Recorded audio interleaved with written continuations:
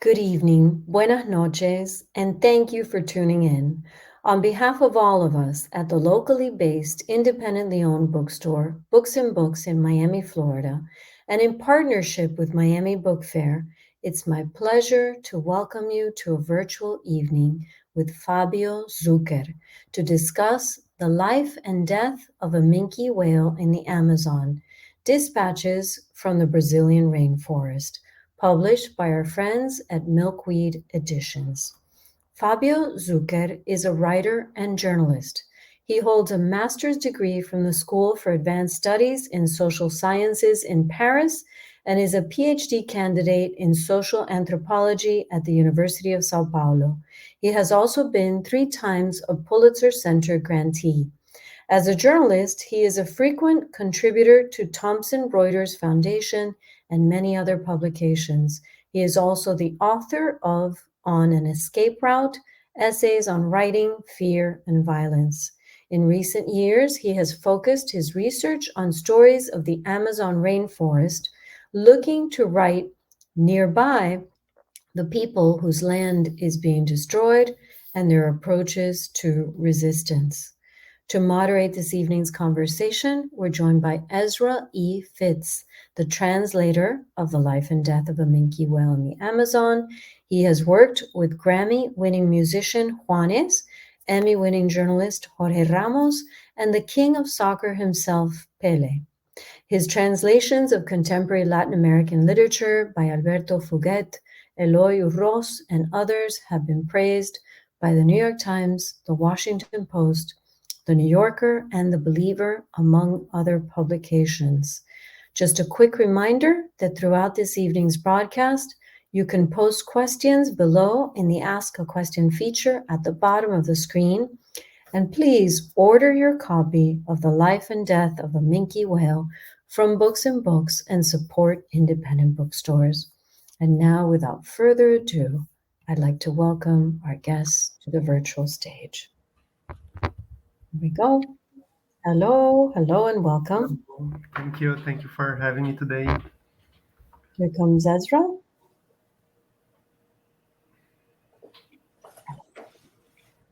Hey, everybody. And first of all, thank you to our friends at Books and Books. We love our indie booksellers and our indie bookstores. So please go to people like Books and Books when you get a copy of this or whatever else you might be getting into your next good read. So we'll start off with a little bit of an interview of sorts. And Fabio, this book has really been a long time coming, hasn't it? Yeah, definitely. In fact, it was even before the pandemic. If you can remember that far into the past, at the 2020 Penn Literary Awards, where Daniel Slager, our publisher, and I agreed, did a little handshake deal, and we said, yes, this is a book that absolutely needs to appear in English for a broader readership. After all, it's not just Brazil or South America that depends on the Amazon as a means of maintaining a livable climate. It's the whole planet. That's why you see people like Leonardo DiCaprio getting into very public feuds with your president, Bolsonaro. He told Leo to keep his mouth shut and mind his own business. And Leo said, what happens there in the Amazon matters to all of us. Thinking back to 2019, we all saw the satellite images of the wildfires in the rainforest, making international news. The director of Brazil's version of NASA was on national TV calling out Bolsonaro at that time. And that's when you were actually writing the chapter, The Forest in Flames, that appears in this collection. You actually talk about how you felt the ash raining down on you. So I thought I'd start off by asking, what was that like being there at that time? And also kind of a follow-up, are things getting any better? Are the wildfires dwindling? And, what are the chances Bolsonaro gets defeated this fall? Thank you. Ezra, thank you so much for your introduction. Thank you so much for your question. And also thank you, Books and Books, for having us tonight to discuss this book that is about to be published in English. To start this interview and start answering your question, I should perhaps precise that I was not exactly in the place the fire was, but I was a few miles, a few kilometers away from there in the same road. I was in, we call it BR 163, that connects the capital of the state of Mato Grosso, Cuiabá, to the Santarém, city of Santarém, in Western Pará. It's a very devastated area of the Amazon forest. And although I was not that close to the fire, what was impressive is that I was in an indigenous reserve, very well, somehow close to where the fire was. And by crossing back to the city, I took a boat back from the indigenous village to the city. We could smell in the air the smell of burn. We could see the ashes behind the forest.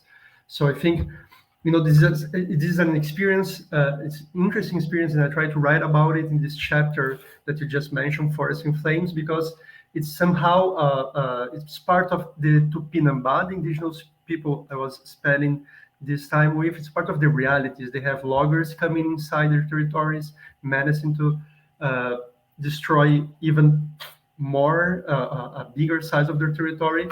So for me, it was important to reflect on these two different layers, like what they fear might be happening to them soon in a more intense way, and the fact that just a few miles down south, there was this immense fire that was purposely put, that it was farmers from the region on purpose put fire on the forest, burn the forest, and then it became the fire day, o dia do fogo, as we say in Portuguese.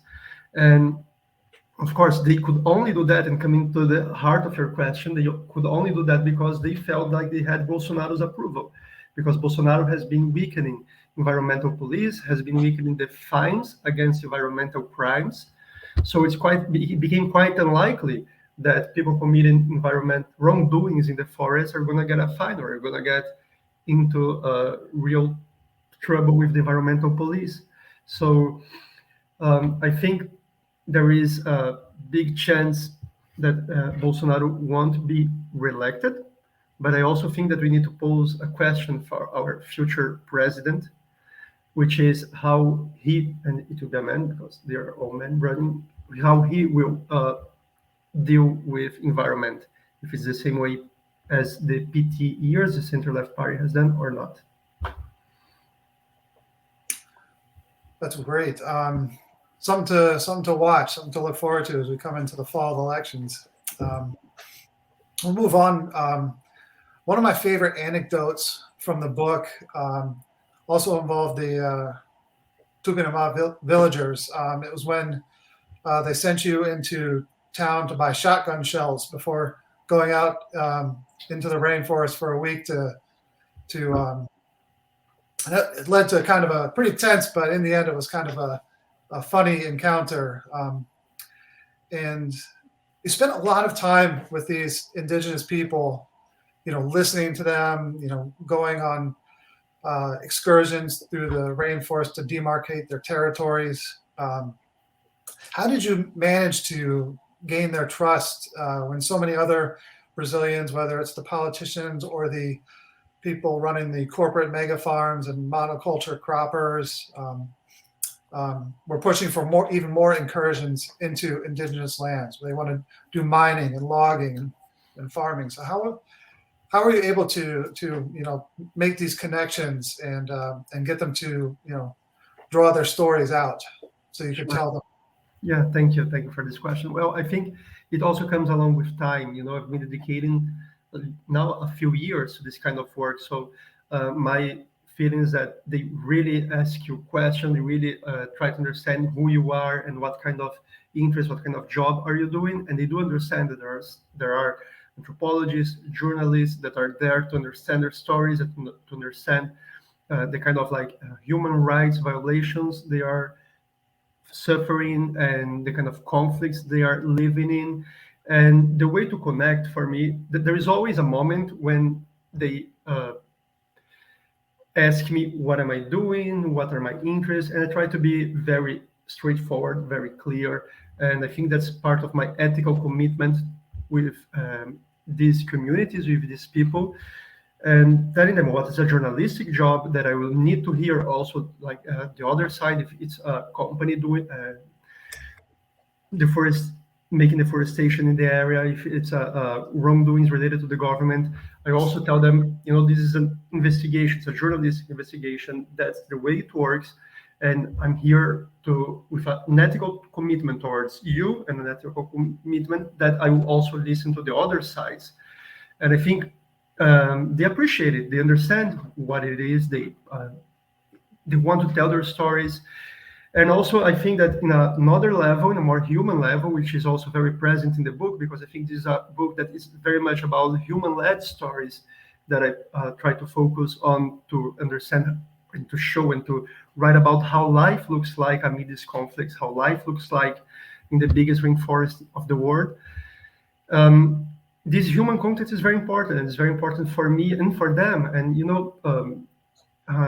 eating their food, listening to their stories, listening to their jokes, to the very lively storytelling they have about their lives and about different animals and different beings that compose their words. I think by being genuinely interested, they also understand that it's important to get in touch with me and to tell their stories. I think they appreciate it also.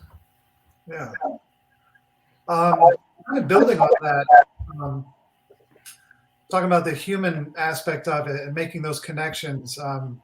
For me, translating and reading as I went, one of the most memorable people that you interviewed is, we decided in English, we affectionately refer to him as Mr. Manioc, after the Portuguese word for cassava or yucca. Mr. Manioc, just a little background here, he was forced from his land time and time again by corporate soy farms who were buying up acre after acre of land. And these corporations would be, spraying their fields with toxic pesticides, sometimes even during school hours when children are out playing outside on the school grounds. And that was hence the chapter of that part of the book, The Poison Fields. Mr. Manioc, he tried to hold on as long as he could. Every time big agriculture would move in and buy up land, he would try moving to a new location. So I guess my question in this case would be, what does the future hold for Mr. Manioc or people like him? What chance do these subsistence farmers and family farm owners in the small village have in the oncoming threat of big agriculture? Thank you. Yeah, thank you for this question. I think it's a great question. It talks a lot about what's currently happening in the Amazon region. I think there are two ways of answering your question. The first one would be a short-term reflection, and the second way would be a long-term reflection. For the short-term reflection, I think that the expansion of monocrop fields over the forest, it's an ongoing process. I don't see that being halted now. I don't see that process stopping in the nearby future, in the short-term future. I think that's a process that will continue to happen. But I also think that, the situation that we have with deforestation and how it is impacting climate change and global warming, I think it's just impossible that we'll keep on with this same model of development. And by that, I mean, we're not talking a lot just about, okay, so let's not discuss what model of development can the Amazon has, because these people, Mr. Manioc, Senhora Macaxeira, the indigenous people, they have also a conception of what development can mean for them. And in my view, I'm an optimist. I think that we'll start to have changes happening in our lives. We're going to witness that. I think we're going to see a process of transformation. because it's just impossible. We won't see like the sea level rising up to have New York underwater and most of the coastal cities in Europe. We're not just talking. We know this book is pretty much about indigenous riverside quilombola communities in Brazil. Quilombola being this community of former enslaved people with a historic of anti-racist struggle that escaped slavery. But this is also a book about that interests, as Ezra said at the beginning of this conversation, interests the whole world because we need to understand that these forests, this forest formation, they are not only um, they're not just there. We have this sexist idea of a virgin forest that has existed in an untouched way until the arrival of colonizer, of white people, and that's just not true. What actually happens is that this forest has been the forest has been cultivated by thousands and thousands of years by indigenous communities. They domesticated species. They built canals, the water streams. They held control of. There was a mutual constitution between forest and people. And I think that if you don't understand that this is a cutting edge technology, essential to as an, yeah, an essential infrastructure to the future of life in this planet, we won't understand much of what's about to come in terms of climate change and politics. Yeah. Let's start talking about the water. You kind of got into that in the last in your response there. So in the Amazon basin, the rivers and the tributaries are basically highways for a lot of people. In Florida, you would say, oh, take I-95 North or I-95 South. But in the Amazon, it's more a question like, are you going upstream or downstream? I'm in Tennessee, and if I'm in Memphis, I can look across the Mississippi River and see Arkansas there. But in your travels throughout the region, you talk about how the Amazon has an almost oceanic feel to it. I have a quote from you where you say, you are a speck in the middle of the sea, even while you're in the heart of the largest rainforest on the planet. So I was wondering if you could tell us what it's like for these indigenous villages and the indigenous people to be so dependent on water in so many ways at a time when, as you say, nature herself is drying up. Yeah, thank you. Yeah. I think it's interesting to think about water as an essential element to, of course, every single human community. But in the Amazon, perhaps this affirmation is even more evident, even stronger, as I try to argue in this chapter that Ezra just mentioned about the Marajó Island, which is the delta of the Amazon, where the Amazon River meets the Atlantic Ocean. It's a very rich, biodiverse region of the planet, of the forest itself. And I think that for me, the first thing that always makes me reflect on the lives of those depending on the water is the expansion of time, this suspension of time, perhaps I could frame it, because it takes, you don't measure it in terms of kilometers.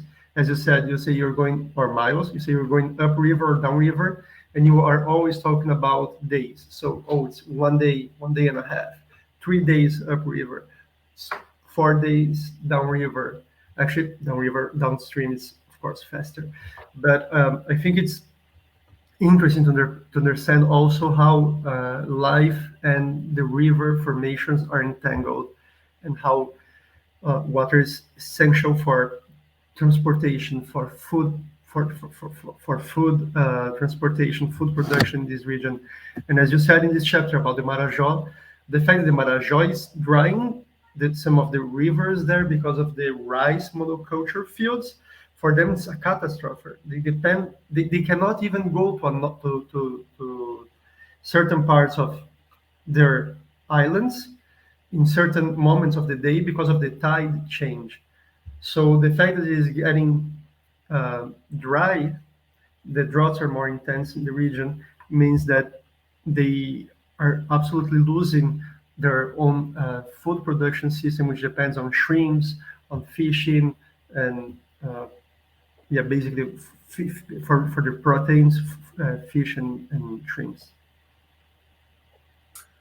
Yeah, and staying on the, talking about the indigenous people, towards the end of the book, you write about the first indigenous person in Brazil to die from COVID. It was Dona Luisa, a local leader who helped establish an important spiritual festival that had been banned by priests back in the 1940s, I think. So I was wondering if you could tell us a little bit more about how indigenous communities responded to the pandemic. Sure, thank you. Yeah, I think it's interesting to comment about this chapter. We call it between the fight, between the festival and the fight. We named it the That's life right. of the first indigenous person in Brazil to die from COVID-19. And I think it's interesting to reflect on what does this title means, because for her, the main thing of her life was organizing indigenous rituals in the indigenous festivals. So life and her struggle to keep as indigenous, although colonization by the priests was forbidden, um, their rituals and their festivals was the same. So the festivals were political on their own, and I had the opportunity to write um, the about this first indigenous woman to die of COVID in Brazil. And since that moment, I have spent more or less the last 2 years writing about the way COVID-19 has impacted indigenous people in the forest. It has been absolutely central in my life. And indigenous people were among the death fatality of indigenous people. The rate of fatality of indigenous people in Brazil is much bigger. It's almost 3 times the size of the average fatality of the Brazilian average population. And I think that's due to many different reasons, from lack of health infrastructure system in these regions, and also for the fact that there are environmental conflicts, social environmental conflicts that had increased their vulnerabilities. So I wrote later on a story for Brazilian newspapers and for Manga Bay in English about the Xavante indigenous group in the savanna-like biome named Cerrado, and how the fact they have a pretty bad sanitary condition because of the fact their lands it's completely surrounded by soy farms, and this has increased their death lethality because they have no access of water, difficulty to produce their own food, so they couldn't leave their territory. So food security was pretty damaged for them. And same thing for another chapter I wrote in the book about Belo Monte, this big hydroelectric dam that was built in the Xingu River in the same Pará state, and the fact that it has decreased the fish population and hence made the food security of this population depending on fish very very bad, and they spend a hard time during the pandemic not being able to fish in their rivers. Yeah, let's build on that topic of the human body and medicine. One of the things you write a lot about is the kumo, a figure that the white people kind of defined under the generic term of page or shaman. And one of the people you interviewed described the kumu as, quote, the keeper of the body's formulas, someone who has the ability to summon healing and protective powers. Indigenous people in the Amazon have centuries of knowledge that they've built up, medicinal knowledge. But in this book, you talk about how modern, quote unquote, modern medicine can often be dismissive of the wisdom they've gained and that they possess. there's a specific example that one of my other favorite parts of the book where a young girl's bitten by a pit viper, and medical doctors thought, oh, we're going to have to amputate in order to save her. It involved a legal battle, and long story short, they didn't amputate. They were allowed to use traditional medical treatments, and today she has a nasty scar, but she's got her foot. She's alive, very well alive. Yeah, very much alive. Yes, very much alive.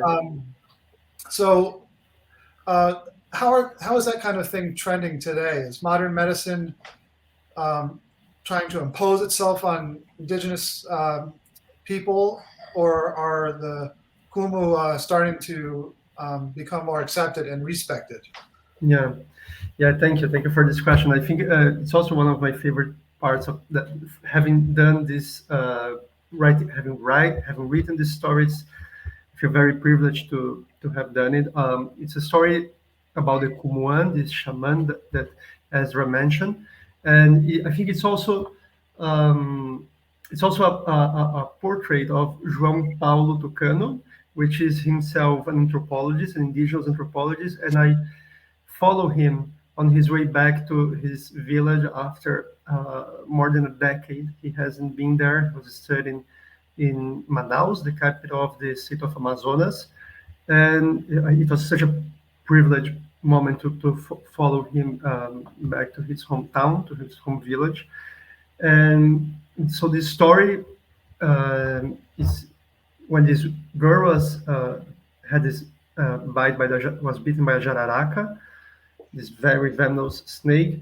The doctor said that the shaman couldn't take care of her. They couldn't do their healing because they were people from the forest. They had no knowledge. They were not able to understand how dangerous her life was.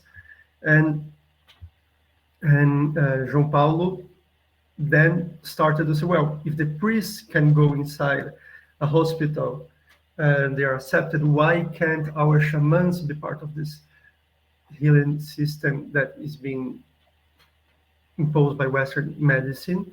And I think what he's doing is very interesting because he's not excluding Western medicine. He doesn't. What he stands for is to have both Western medicine together with the knowledge of the shamans. And of course, then it comes the human side because the physicians, the doctors, the Western medicine, the doctors, they are not perhaps very open for having shamans together, working together with them. So I think it's a struggle of being recognized because he doesn't dismiss Western medicine. What he is against is the prejudice and actually very racist statements and that he gets when he tried to develop this work together with the Kumua. And I've been to his center, to his healing center in downtown Manaus, and it's very impressive what they do because you go there and you have a doctor, a Western doctor, and then you have the shaman, and both of them, they have their you make a consultation with one of them, then you make a consultation with the other, and you have two different prescriptions of what to do. So I think the indigenous world is also a word that it is also this plus that is never either Western medicine or traditional knowledge. I think that indigenous people are much more capable of bounding different cultural traditions than our own Western societies. That is interesting. So it's not like a zero-sum game. There's room for multiple sources of knowledge and treatment. Before we come to an end with the back and forth, of course we have to talk about the whale, right? It's really, if anyone in the audience, if you haven't read it yet, it literally could be a story that comes straight out of Hollywood. You have a sea creature appears on the banks of a small village, 600 miles from the Atlantic Ocean, and miles away, a veterinarian receives an emergency phone call while he's in a bar shooting pool with some friends. And then the quest to save the whale begins, although it was unfortunately unsuccessful in the end. You call this this event, this incredible event, a poetic conception, and talk about how it serves as a way for locals to add meaning to the way the world is transforming around them. So I was wondering if you could tell us a little bit more about how the local community came together in their attempt to save the whale. Thank you. Yeah. For it, if not save it. Yeah.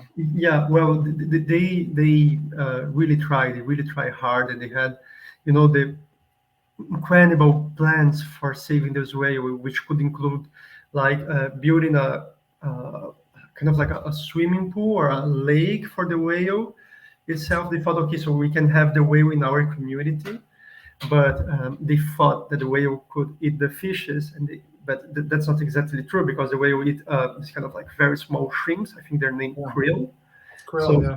Krill, yeah. So it was not exactly possible for doing that. And they also thought about like kind of trying to tie the whale and in two boats and go all the way down the Tapajós River and all the way down the Amazon River and put the whale on the Atlantic Ocean again. So those were very amazing, hard plans to be developed and to be put in place.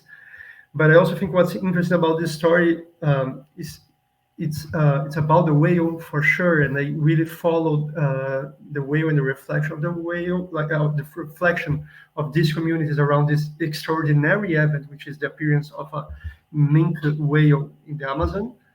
But it's also an excuse to talk about their own myths and their own reflections on the change, on the world changing around them, surrounding them, and the implementation of the soy fields and how it could menace the existing of these communities, and also a lot of racism against the indigenous communities, because locally you have indigenous communities and you have non-indigenous riverside communities, and also you have the farmers that are growing soy. And the non-indigenous group said that the whale died because of indigenous who would have killed them with an arrow. And there's also this layer of prejudice and racism in this story that I thought it was important to bring up. Okay, I've got one more question for you, and then I think we have a few from the viewers. So, tell us about the art in the book. How did you and Gustavo first connect, and how important is it for readers to see the Amazon region through the eyes and through the art of an indigenous artist?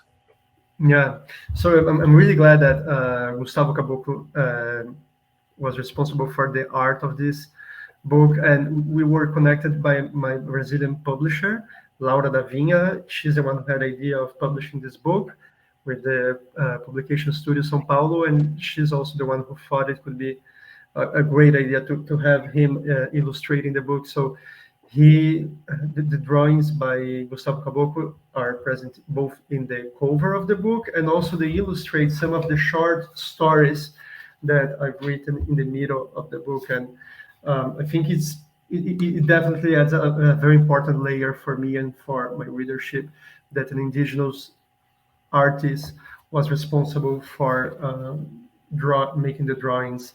And I think everybody appreciates that, and me too. Yeah, I'm really thrilled that Milkweed was able to do the same thing in the English version and include that art. It really is a beautiful compliment to your reporting. Yes. So maybe about time to open it up to questions. I'm not sure how. Here we go. Okay. So someone would like to know, was this text hard to translate? I'll answer it by saying this. It would have been a whole lot harder if I didn't have Fabio to collaborate with, and also our editor, Sophie, who speaks is fluent Brazilian Portuguese herself. So it really was three of us working together to to make what the book that you've got in your hands today to make it work. And if I may add up to this answer, I think Ezra did a terrific job in translating this book, and also we were debating for sometimes like 5, 6, 7 times the same part of the book, the same expressions that we wonder how would better fit in English. And I think he was really reflecting on the best way it could be translated, and also trying to find correspondences in English for very specific Amazonian terms that I would find it almost impossible to translate to any other language. Yeah, I remember one of the questions we went back and forth on was whether or not we could use the word shaman as a way of identifying or explaining the role of the kumua, and it's very difficult when you're dealing with, not just Brazilian Portuguese, but indigenous terminology. And there is a list of words in the back of the book for people if they want to delve in more and learn a little bit more meaning of some of the terminology. Yeah, and just to add one more comment, I think it's also very hard to translate the nuances of the ethnical categories in another language. For example, caboclos, which means mestizos, but not exactly mestizos in the Amazonian context, and it can also just mean a person, a human being. If you say this caboclo, you're saying esse caboclo, you're saying this human being. So I think we also had great debates around how to translate specific terms regarding ethnicity and identity categories. Thank you. So, Fabio, how has your book been received in Brazil? Obrigado. Yeah, well, in Brazil, the book had a small audience. The publication is independent. It's an independent publishing house named Publication Studio, so it circulated not in a very extensive way, but among journalists and people interested in the Amazon, and anthropologists as well, and people interested in indigenous rights. I think the book was very well received. Also, the stories that compose the book, they were published in different media outlets, and I try to have this narrative approach for the stories, and also I frequently receive good feedbacks from my readership about this. Okay, and here's another question for both Fabio and Ezra. How do you think the U.S. environmentalists will receive the book? Bill McKibben blurbed it. Will this help draw attention to it? I certainly hope so. The team at Milkweed has done an amazing job setting up events like this. And that's one of the great things about independent publishers and independent bookstores and independent booksellers is when you're talking about issues of environmentalism, a lot of times the greatest impact comes from the grassroots movement. It's not going to come from Congress or from Bolsonaro or something like that. It's going to come from generating a readership from the bottom up, and hopefully people will read this book and they'll talk about it, and it'll just bring up a swell, like a swell in the Amazon River. Yeah, and I think also it's important as a book, not just it's a book about the Amazon. It's very important because it brings reflection on the reality of the Amazonian region and of indigenous communities in the Amazon. But I think the book also talks a lot about things that we see repeated in different parts of the world, such as tropical forests in Africa, in Southeast Asia, and the reality of indigenous communities in Latin America can also be connected to this book. So I think it has a readership. It has a broader readership also of those who are interested in human rights issues and environmentalism in general too. Thank you. Sold. That's what we call a hand sell. That's perfect. And So selling. absolutely, you're hand selling. I'm going to use that line. So it's a beautiful book, and Ezra did a wonderful job translating. And your questions, thank you for holding it up. I was going to ask you if you could do that. I know that Fabio showed a few of Yeah. the drawings that are inside. Yeah, just beautiful. So, and your questions were great, Ezra. Really, just wonderful. So, Thank you. thank you. So, I have a question. How do you not lose hope when you're doing this work? How do you keep Yeah. yourself, you know, in without completely despairing? Um, I will do a twist in your question, if I may. If I didn't have hope, I don't think I would be doing this job.